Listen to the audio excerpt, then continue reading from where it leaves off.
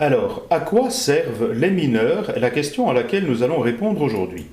Donc, avant toute chose, il est bon de se rappeler que le tarot est composé de 78 cartes. 22 majeurs, 56 mineurs, eux-mêmes répartis en 16 honneurs, des cartes qui ressemblent aux majeurs sous forme humaine, et 40 cartes mineures à proprement parler, cartes plus symboliques dont nous allons parler aujourd'hui. Ces mineurs trouvent leur source dans la carte du monde. C'est un peu plus ésotérique ceci, mais il faut bien voler un peu plus haut quand même. Nous retrouvons en fait les quatre éléments, les quatre vivants dans la carte du monde qui donnent naissance aux quatre éléments que sont la terre pour le monde des deniers, le feu pour le monde des bâtons, l'air pour le monde de l'aigle et l'eau pour les émotions de l'ange. La terre sera représentée par les deniers, c'est un minerai. Il évoquera donc le corps physique, le corps à proprement parler, mais surtout dans les tirages, l'argent et tout ce qui a trait à la matière. Quant au bois, le feu, corps énergétique par excellence au Moyen-Âge, à l'époque, n'oublions pas où le tarot a été dessiné, les cartes de bâton représenteront le travail, la santé et la sexualité. Quant à l'air, le métal, ce sera le corps mental, les pensées, le pouvoir, l'intellect, la famille des épées.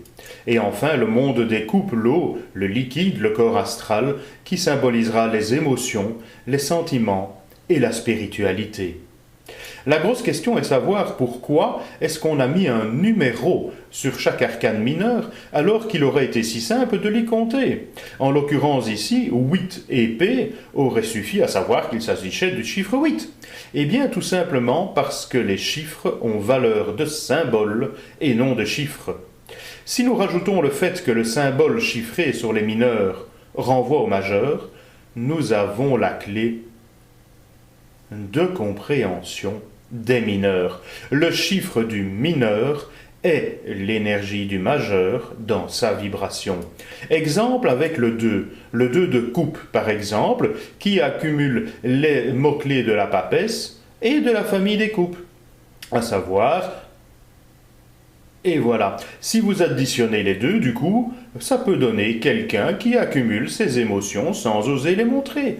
Quelqu'un qui accumule le 2, la papesse, les émotions, les coupes, sans oser les montrer, les voiles de la papesse. Voici donc comment on peut faire parler ces cartes qui a priori sont abstraites. À quoi servent-elles? Eh bien, à éclairer dans un tirage un majeur qui est un peu flou. Et c'est le cas dans le tirage présenté ici. Une dame s'interroge pour savoir si elle a un avenir avec Johnny, son amant.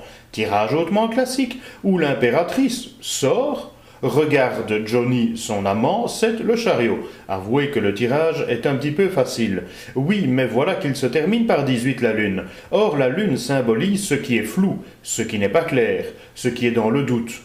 Le fait de mettre sur la lune un mineur va permettre de juxtaposer le sens du mineur à la carte de la lune, la précisant par le fait même. Ainsi, le 8 d'épée va pouvoir me renvoyer ici à la justice dans le monde de l'intellect par rapport à la lune. J'inviterai donc la madame à s'interroger sur la justesse des émotions qu'elle éprouve par rapport à Johnny avant d'aller plus loin dans sa décision. Et voilà par exemple comment un mineur peut venir préciser un tirage. En synthèse donc, les mineurs servent à éclairer et à préciser les majeurs, surtout dans les tirages concrets à connotation sentimentale et de niveau 1. J'explique cela bien plus longuement dans mon livre, permettez-moi ce petit coup de publicité.